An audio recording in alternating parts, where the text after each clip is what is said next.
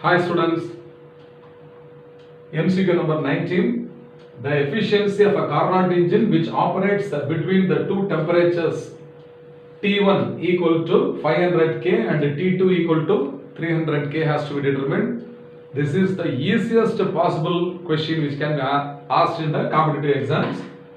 Now first of all, what are the given values? T1 is a source temperature, higher temperature. So it's a source temperature that is equal to what? 500 Kelvin. And T2 is the sink temperature because it is a lower temperature. So this is equal to what? 300 Kelvin. Now the efficiency of the Carnot engine is the work done by the engine divided by the quantity of heat consumed. So this is equal to Q1 minus Q2 divided by Q1, or we can write this as what? Efficiency eta is equal to 1 minus Q2 by Q1.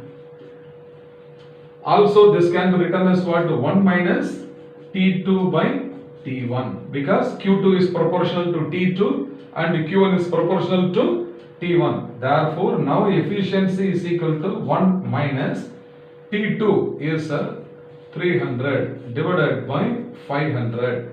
So this is equal to 1 minus 3 by 5. Therefore, efficiency is equal to what? 5 minus 3. So 5 minus 3 divided by 5. So this is 2 by 5. 2 by 5 is 0.4. But the efficiency is given in percentage. So this is also equal to 0.4 multiplied by 100 and it is expressed in percentage. Therefore, efficiency is equal to what? 40%. So option B is the correct answer. Okay. Therefore, option B is the correct answer. These are all very fast. Directly you can substitute in the relation 1 minus the T2 by T1. Okay. I hope you must have understood well. Fine.